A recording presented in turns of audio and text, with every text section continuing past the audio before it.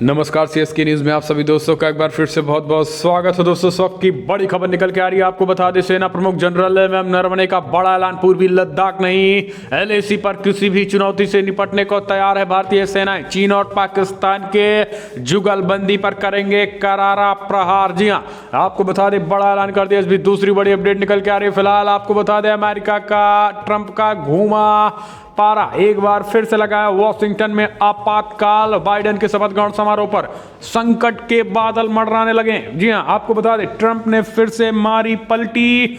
बड़ी खबर निकल के आ रही है अमेरिका से, तो इसके बारे में आपको बताएंगे। लेकिन इन सबकी तरफ दूसरी तीसरी बड़ी खबर निकल के आ रही है। मेड इन इंडिया का पूरे दुनिया भर में बजा डंका। कोरोना वैक्सीन की पूरी दुनिया भर में धूम। 10 देशों ने लगाई भारत से टीके उपलब्ध कराने की गुहार। जी हां, ये बड़ी खबर निकल के आ रही है। पीएम मोदी से लगाया जा रहा है सोर्स। तो वहीं चौथी बड़ी अपडेट निकल के आ रही है। एलएसी गतिरोध के 2 साल पहले ही अमेरिका कर चुका था फैसला। चीन के खिलाफ भारत का देगा साथ। जी हां, आपको बता दें चीन के खिलाफ अमेरिका ने भारत का समर्थन करने का ऐलान कर दिया। इसके बारे में आपको बताएंगे। लेकिन इन सब के इतर दोस्तों बड़ी खबर, ट्विटर ने 70,000 ट्रंप समर्थकों के अकाउंट बंद कर दिए। सभी ये कौन समर्थक थे? जी हां, ये भी आपको बताएंगे। इन सब के इतर बड़ी खबर निकल के आ रही है।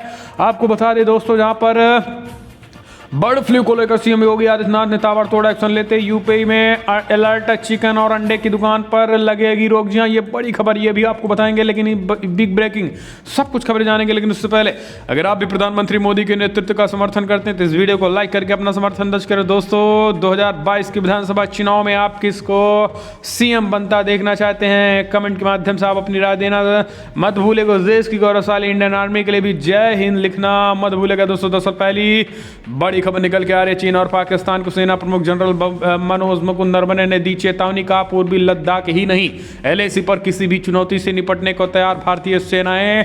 पाकिस्तान और चाइना की जुगलबंदी पे करेंगे करारा प्रहार। पूर्वी लद्दाख में कई महीनों से भारी तनाव जारी। भारत और चीन सीमा विवाद के बीच army chief general Manoj Mukund Naravane ने बड़ा ऐलान कर दिया है। आर्मी चीफ नरवणे ने कहा है कि भारतीय सेना केवल पूर्वी लद्दाख ही नहीं बल्कि पूरी एलएसी पर उच्च स्तर की निगरानी रखेगी। सेना एलएसी पर किसी भी चुनौती से निपटने के लिए तैयार है। उन्होंने बताया है कि चीनी सेना से हमारे कोर कमांडर स्तर की 8वें दौर की बातचीत हो चुकी है। हम 9वें दौर की वार्ता का इंतजार कर रहे हैं। उम्मीद है कि बातचीत के जरिए हम समाधान का रास्ता जरूर निकाल लेंगे। इस बीच दोस्तों आपको बता दें कि जनरल मनोज मुकुंद नरवणे ने प्रेस कॉन्फ्रेंस में बताया है कि लद्दाख में टकराव के मोर्चे पर स्थिति नहीं बदली। उन्होंने कुछ सैनिक पिछले इलाकों में सैनिकों को कुछ काम किया है। हम चलते हैं अपडेट लेते हैं। बड़ी खबर निकल के आ रही है। एक बार फिर से ट्रंप का घूमा माथा लगा दिया आपातकाल अमेरिका में। जी हां, बड़ी खबर, बाइडेन के शपथ ग्रहण समारोह पर भी संकट के बादल। ट्रंप का बड़ा ऐलान। दरअसल अमेरिकी राष्ट्रपति डोनाल्ड ट्रंप और जो बाइडेन के बीच जारी विवाद रुकने का नाम नहीं ले रहा है। ट्रंप ने अपने खिलाफ कल अमेरिकी संसद में पेश हुए महाभियोग के बाद राजधानी वॉशिंगटन में आपातकाल का ऐलान कर दिया। वॉशिंगटन में 20 जनवरी को इनके प्रतिद्वंदी जो बाइडेन राष्ट्रपति पद की शपथ लेने वाले हैं। ऐसे में ट्रंप के आपातकाल के ऐलान के बाद जमकर सियासी घमासान भी छिड़ चुका है। ट्रंप ने वॉशिंगटन में आपातकाल का फैसला बाइडेन के 20 जनवरी के शपथ ग्रहण समारोह से पहले उस दौरान हिंसा होने की आशंका को लेकर लिया है। राजधानी में ट्रंप समर्थकों की हिंसा को लेकर स्थानीय पुलिस एवं संघीय जांच अधिकारी भी चिंता जता चुके हैं। अब 20 जनवरी को होने वाले जो बाइडेन और कमला हैरिस के शपथ ग्रहण समारोह पर संकट के बादल मंडराने लगे हैं। आपको बता दें कि सोमवार को जारी एक बयान में व्हाइट हाउस ने कहा है कि राष्ट्रपति ट्रंप के इस कदम से गृह मंत्रालय और संघीय आपातकालीन प्रबंधन एजेंसी राहत के प्रयासों को समन्वय करने की अनुमति मिल गई है। तो दोस्तों आपातकाल अमेरिका वॉशिंगटन में लग गया है। हम चलते हैं अपडेट लेते हैं। दोस्तों made in India corona vaccine की पूरी दुनिया में धूम। 10 देशों ने लगाई भारत से टीके उपलब्ध कराने की गुहार। कोरोना महामारी के बीच made in India covid vaccine की दुनिया भर में धूम मच चुकी है और बढ़ती जा रही है मांग। अब तक करीब 10 देश ऐसे हैं जिन्होंने भारत में वैक्सीन उपलब्ध कराने के लिए अनुरोध किया है। वैक्सीन की मांग आने वाले दिनों में कई गैर एशियाई देशों में भी आने वाली है। सूत्रों ने कहा है कि कम लागत और प्रभावी डेटा के आधार पर मांग लगातार बढ़ती जा रही है। सूत्रों ने कहा है कि भारत अपनी ज़रूरतों को पूरा करने के साथ दुनिया के अन्य देशों को आपूर्ति सुनिश्चित करेगा। ब्राज़ील, मोरक्को, सऊदी अरब, म्यांमार, बांग्लादेश, दक्षिण अफ्रीका, मंगोलिया, श्रीलंका जैसे देशों ने भारत से वैक्सीन की आधिकारिक तौर पर मांग भी की है। सूत्रों का कहना है कि कोरोना वैक्सीन के वितरण में भारत सरकार बांग्लादेश, भूटान, नेपाल, श्रीलंका और अफगानिस्तान जैसे पड़ोसी देशों को तवज्जो देगी। इसके साथ ही अन्य देशों में आने वाली डिमांड को भी पूरा करने का प्रयास किया जाएगा। गरीब देशों के लिए WHO में जाहिर की गई प्रतिबद्धता को भी भारत पूरा करेगा। तो ये बड़ी खबर हम चलते हैं अपडेट एलएसी गतिरोध के बीच अमेरिका की तरफ से बड़ा बयान निकल के आया। 2 साल पहले ही अमेरिका कर चुका था भारत को देने का समर्थन चीन के खिलाफ युद्ध में। जी हाँ, पूर्वी लद्दाख की वास्तविक नियंत्रण रेखा एलएसी पर सीमा विवाद को लेकर गतिरोध शुरू होने से 2 साल पहले अमेरिका ने इंडो पैसिफिक क्षेत्र के लिए रणनीति तैयार की थी। हाल ही में सामने आए अमेरिकी राष्ट्रीय सुरक्षा डॉक्यूमेंट के अनुसार इसमें चीन के साथ सीमा विवाद जैसी चुनौतियों को समाधान करने के लिए भारत को राजनयिक और सैन्य समर्थन देने की बात कही गई थी। साल 2018 की शुरुआत में अमेरिकी राष्ट्रपति डोनाल्ड ट्रंप ने 2017 के दौरान राष्ट्रीय सुरक्षा परिषद द्वारा बनाई गई रणनीति का समर्थन किया था। व्हाइट हाउस द्वारा तैयार की गई एक राष्ट्रीय सुरक्षा ब्रीफिंग, जिसे गुप्त और विदेशी नागरिकों के लिए नहीं बताया गया था, वो सामने आई है। इसमें बुधवार को जारी किया गया। ऑस्ट्रेलिया के public service broadcaster ABC news ने मंगलवार को इससे जुड़े कुछ डॉक्यूमेंट हासिल किए हैं। डॉक्यूमेंट का हवाला देते हुए ABC न्यूज़ ने बताया है कि फिलहाल अमेरिका ने राजनयिक, सैन्य और खुफिया चैनलों के जरिए भारत को समर्थन देने की प्लानिंग की थी, ताकि चीन के साथ सीमा विवाद जैसे महाद्वीपीय चुनौतियों का समाधान किया जा सके। इससे अमेरिका का उद्देश्य रक्षा सहयोग और अंतर क्षमता के लिए एक मजबूत आधार का निर्माण करेगा। हम चलते हैं, अपडेट लेते हैं। आतंकवाद पर पाकिस्तान को बचाने की जुगत में चीन सुरक्षा परिषद समितियों में रोका भारत का रास्ता। संयुक्त राष्ट्र सुरक्षा परिषद को ताकतवर टेबल पर भारत की मौजूदगी भी चीन को खटकने लगती है, खास करके ऐसे में जब कि भारत अस्थायी सदस्य के तौर पर सुरक्षा परिषद की कई अहम कमेटियों की अध्यक्षता का भी दावेदार हो। यही वजह है कि चीन ने आतंकियों को प्रतिबंधित सूची में डालने वाली अल-कायदा सेक्शन कमेटी की अध्यक्षता कर अड़ंगा लगाया हुआ है।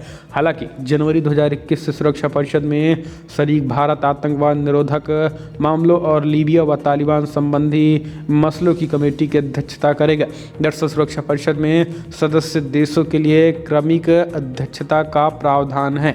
इसके साथ ही परिषद के मातहत काम करने वाली विभिन्न कमेटियों में भी अस्थायी सदस्यों को भी अगुवाई का मौका दिया जाता है। हम चलते हैं, अपडेट लेते हैं। ट्विटर ने 70,000 ट्रम्प समर्थकों के अकाउंट के बंद, ये सभी क्वाइन समर्थक थे। जी हाँ, दरअसल आपको बता दें, ट्विटर, फेसबुक और अन्य सोशल मीडिया प्लेटफॉर्म अमेरिकी संसद में हुई हिंसा के बाद से ही काफ़ी सावधानी बरत रहे हैं। ट्विटर ने बताया है कि उन्होंने क्वाइन से संबंधित content pro Trump coin conspiracy share कर रहे करीब 70,000 ट्विटर अकाउंट को सस्पेंड कर दिया है। ये सभी खुद को ट्रंप का समर्थक बता रहे थे और for right conspiracy theory group को एक क्वाइन द्वारा प्रचारित तथ्यहीन कंटेंट शेयर कर रहे थे। तो दोस्तों, ये बड़ी खबर, ट्विटर की बड़ी कार्रवाई। हम चलते हैं, अपडेट लेते हैं दोस्तों। बिग ब्रेकिंग न्यूज़ निकल के आ रही है, आपको बता दें, जहाँ पर ट्रंप का अकाउंट सस्पेंड होने से ट्विटर का मार्केट कैप $50 बिलियन फिसला, शेयरों में आई बड़ी गिरावट। जी हाँ, दरअसल Donald Trump Twitter account suspend होने के बाद इन कंपनियों के शेयरों में ज़बरदस्त गिरावट देखने को मिली है। ट्रंप की सोशल मीडिया से विदाई का इन कंपनियों पर गहरा असर पड़ा हुआ है। हाल ही में अमेरिका में हुई हिंसा के बाद ही ट्विटर ने ट्रंप के पर्सनल अकाउंट को हमेशा के लिए ब्लॉक कर दिया। इस फैसले के बाद सोमवार को वॉल स्ट्रीट में ट्विटर के शेयर में करीब 12% तक की गिरावट देखने को मिली है, जिसके बाद कंपनी के मार्केट कैप को $5 बिलियन का नुकसान हुआ है। आपको बता दें कि फेसबुक के शेयर्स में करीब 4% की गिरावट देखने को मिली है। इसके अलावा गूगल की मालिकाना हक वाली कंपनी के स्टॉक्स में भी करीब लगभग 2.5% का नुकसान देखने को मिला है। ट्रंप के अकाउंट सस्पेंड होने से सोशल मीडिया कंपनियों को काफ़ी नुकसान हुआ है। तो दोस्तों, ये ट्रंप का जादू। हम चलते हैं अगले अपडेट लेते हैं। आपको बता दें बर्ड फ्लू को लेकर सीएम योगी आदित्यनाथ ने यूपी में फरमान, हाई अलर्ट, चिकन और अंडे की दुकान खोलने पर लगी रोक। जी हाँ, दरअसल आपको बता दें कि यूपी में कई जिलों में वो बर्ड फ्लू हो चुका है, खास करके कानपुर और लखनऊ के इलाकों में। आपको बता दें कंटेनमेंट जोन में जहां पर इस तरीके के मामले पाए गए हैं, ऐसे स्थानों पे चिकन और अंडे की दुकान खोलने पर पूरी तरीके से योगी आदित्यनाथ ने रोक लगा दी है और इसका उल्लंघन करने पर दोषियों के खिलाफ कड़ी से कड़ी कार्रवाई भी की जाएगी। तो दोस्तों ये ताबड़तोड़ एक्शन लेते हुए सरकार का बड़ा फैसला निकल के आया है। हम चलते हैं अगले अपडेट लेते हैं दोस्तों। सुप्रीम कोर्ट की समिति के सदस्य सरकार समर्थक, उनके समक्ष पेश नहीं होंगे किसान संगठनों का ऐलान। नए कृषि कानूनों का विरोध कर रहे किसान संगठनों ने गतिरोध तोड़ने के लिए उच्चतम न्यायालय द्वारा नियुक्त समितियों को मंगलवार को मान्यता नहीं दी और कहा है कि वो समिति के समक्ष पेश नहीं होंगे और अपना आंदोलन जारी रखेंगे। सिंधु बॉर्डर पर संवाददाता सम्मेलन को संबोधित करते हुए किसान नेताओं ने दावा किया है कि शीर्ष अदालत द्वारा गठित समिति के सदस्य सरकार समर्थक हैं। उच्चतम न्यायालय ने इससे पहले अगले आदेश तक विवादास्पद कृषि कानूनों को लागू करने पर रोक लगा दी थी और केंद्र तथा दिल्ली के सीमाओं पर कानून को लेकर आंदोलनरत किसान संगठनों के बीच जारी गतिरोध को समाप्त करने के लिए 4 सदस्यीय समिति का गठन किया गया है। किसान नेता बलबीर सिंह राजेवाला ने संवाददाता सम्मेलन में कहा है कि उच्चतम न्यायालय की तरफ से गठित समिति की सदस्य विश्वसनीय नहीं है, क्योंकि वो लिखते रहे हैं और वे कृषि कानूनों किसानों के हितों में हैं, वो अपना आंदोलन जारी रखेंगे। ये बड़ी खबर निकल के आ रही है। हम चलते हैं अगले अपडेट लेते हैं। आपको बता दें दोस्तों बिहार में नए कांग्रेस प्रभारी का हुआ ऐसा स्वागत, आपस में ही भिड़ गए नेता, चल गई कुर्सियां, दलालों होश में आ जाओ के नारे भी लगाए गए। बिहार में कांग्रेस के नए प्रभारी भक्त चरणदास की मौजूदगी में मंगलवार को सदाकत आश्रम कांग्रेस कार्यालय में एक दूसरे के दिन भर हंगामा हुआ। नेताओं ने एक दूसरे पर आरोपों की झड़ी लगाते हुए जमकर तू मैं भी की है, यहां तक कि मारपीट की नौबत आ गई। एक दूसरे पर कुर्सियां भी फेंकी गई हैं। नए प्रदेश प्रभारी के सामने एक दूसरे के सामने आए नेताओं ने आपस में जमकर धक्का मुक्की भी की थी। मंगलवार को पहले दौर की बैठक शुरू हुई, जिसके बाद किसान नेता राजकुमार राजन ने पार्टी के प्रदेश नेतृत्व मनमानी और पिछले विधानसभा चुनाव में टिकटों की खरीद फरोख्त का आरोप लगा दिया।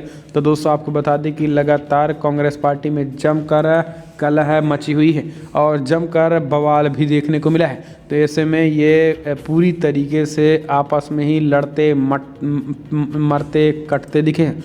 हम चलते हैं अगले अपडेट लेते हैं। बड़ी खबर निकल के आ रही है, भारत बायोटेक ब्राजील को देगा कोरोना वैक्सीन। जी हाँ, कोवैक्सीन हुआ करार। कोरोना वैक्सीन को लेकर भारत बायोटेक और ब्राजील के बीच करार हुआ है। करार के मुताबिक भारत बायोटेक ब्राजील को कोवैक्सीन टीका देगा। आपको बता दें ब्राजील के राष्ट्रपति जायर बोल्सोनारो ने प्रधानमंत्री मोदी को पत्र लिखकर भारत बायोटेक एस्ट्राजेनेका की वैक्सीन को 20 लाख डोज तत्काल देने का अनुरोध किया था। ब्राजील के अलावा मोरक्को, सऊदी अरब, म्यांमार, बांग्लादेश, दक्षिण अफ्रीका जैसे देशों ने भारत से वैक्सीन की आधिकारिक तौर पर मांग की है। गौरतलब है कि भारत की वैक्सीन अन्य देशों के मुकाबले ज़्यादा सस्ती और किफ़ायती है। वैज्ञानिक बताते हैं भारत की वैक्सीन ज़्यादा इफेक्टिव भी है। आपको बता दें कि DCGI ने सीरम इंस्टीट्यूट की वैक्सीन कोविशील्ड और भारत बायोटेक के वैक्सीन के आपातकाल इस्तेमाल की अंतिम मंजूरी भी दे दी है। हम चलते हैं अगले अपडेट लेते हैं दोस्तों। PM मोदी ने ठुकराया पहले विधायकों और सांसदों को टीका लगाने का प्रस्ताव। जी हाँ, देश में शनिवार को कोविड टीकाकरण अभियान शुरू होने वाला है। इससे पहले प्रधानमंत्री नरेंद्र मोदी ने स्पष्ट कर दिया है कि पहले चरण में जिन 3 करोड़ लोगों को टीका लगना है, उनमें स्वास्थ्यकर्मी और फ्रंटलाइन वर्कर्स भी शामिल हैं, जिनमें जनप्रतिनिधि समेत कोई भी छलांग लगाने की कोशिश ना करे। प्रधानमंत्री नरेंद्र मोदी ने सभी सांसदों और विधायकों को प्राथमिकता के आधार पर टीका लगाने के प्रस्ताव को ये कहते हुए ठुकरा दिया है कि ये लोगों को बहुत बुरा संकेत देगा। प्रधानमंत्री मोदी ने सोमवार को कोविड टीकाकरण अभियान को लेकर मुख्यमंत्रियों के बीच बैठक की थी।